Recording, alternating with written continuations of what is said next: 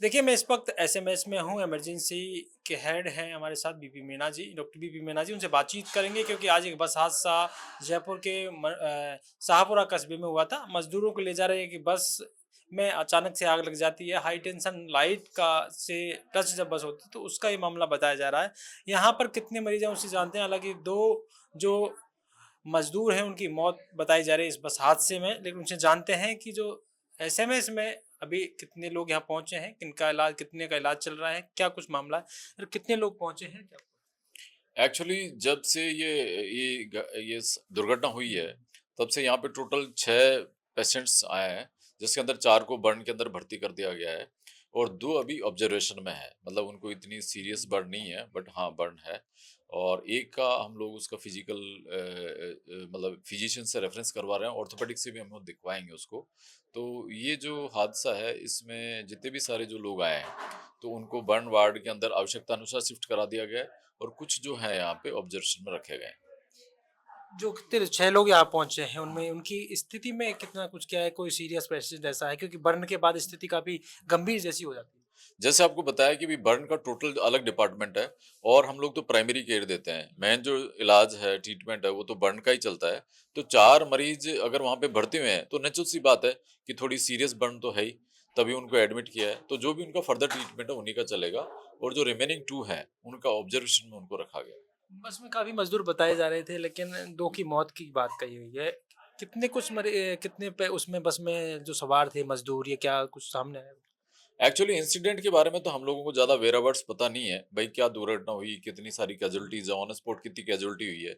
उसके बारे में तो बताना हमारे लिए तो बहुत मुश्किल है। हम तो सिर्फ़ यहाँ अस्पताल में और अस्पताल में भी सिर्फ़ इमरजेंसी के पार्ट पे अभी क्या है, उसकी एक सूचना या जो भी स्थिति है, उसके बारे में आपको बता सकते हैं। जिस तरह की घटनाएँ लगातार इस तरह की आती हैं, तो वन विभाग की, क्योंकि ये बहुत ही एहतियात वाला मामला है जिस पर आप लगातार निगरानी भी रखे रहते हैं।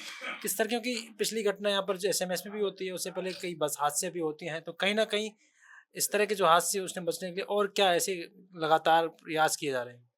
एक्चुअली इसके बारे में तो सबसे ज़िम्मेदार आदमी हमारे सुपरिटेंडेंट साहब हैं, तो वही आपको ब्रीफ़ करेंगे।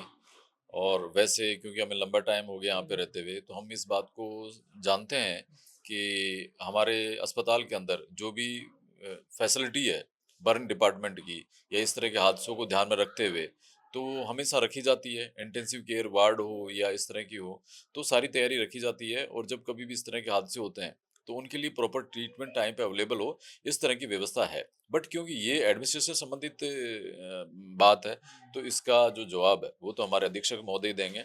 मैं तो आपको सिर्फ़ इतना बता सकता हूँ कि इमरजेंसी में जो कैजुअल्टीज़ रिसीव हुई हैं, उस कैजुअल्टी में 4 भर्ती कर दी हैं और 2 हमारे पास में। एक चीज़ ये जानना चाहते हैं कि दर्शक भी जानना चाहिए, क्योंकि ऐसी घटनाएँ जब होती हैं तो एहतियात में क्या ऐसी करना चाहिए जिससे कि हॉस्पिटल तक पहुँचने में उनको मदद मिल जाए? क्योंकि ऐसी कई बार पता नहीं लग पाता कि मरने के बाद स्थिति खराब हो जाती है, लेकिन उस वक़्त एहतियातन क्या चीज़ें करनी चाहिए? बर्न एक एक्यूट इंजरी है, एक्यूट डिजास्टर होता है, अचानक घटित होने वाली घटना है। तो इसके अंदर आप कुछ भी सावधानी बरतें, ऐसा करें, वैसा करें, इन सब चीज़ों का कोई लॉजिक नहीं है। क्योंकि अचानक दुर्घटना कहाँ पे घटित होगी, कितनी बड़ी घटित होगी और उसके अंदर क्या करना चाहिए, ये सब चीज़ें संभव नहीं है। अब ये तो सब एक्चुअली इसके बारे में तो मैं मुझे कुछ ज़्यादा कहना उचित नहीं रहेगा।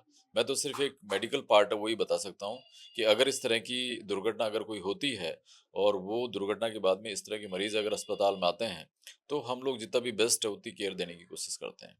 देखिए, ये थे हमारे साथ बीपी मीना जी, जो लगातार इमरजेंसी में हैं, और जो आज जो हादसा हुआ उसमें 6 जो मरीज़ वो यहाँ पर पहुँचे थे मज़दूर। हालाँकि 4 को शिफ्ट किया गया है, उनकी स्थिति पर नज़र रखी जा रही है, उनके लगातार प्रयास किए जा रहे हैं कि उन्हें आगे ऐसी कोई दिक्कत ना हो। ऐसे में कहीं न कहीं 2 जो मरीज़ हैं उन्हें दूसरे वार्ड में शिफ्ट कर दिया। ऐसे में लगातार इस बात पर निगाह रखी जा रही है।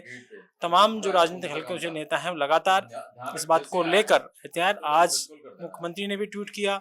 उन्होंने कहा कि जो सामने जो स्थिति आ रही है, कहीं न कहीं कि जो तमाम जो जिस तरह से इलाज मुहैया कराने की पूरी व्यवस्था की गई है और लगातार उस पर निगरानी रखी जा रही है।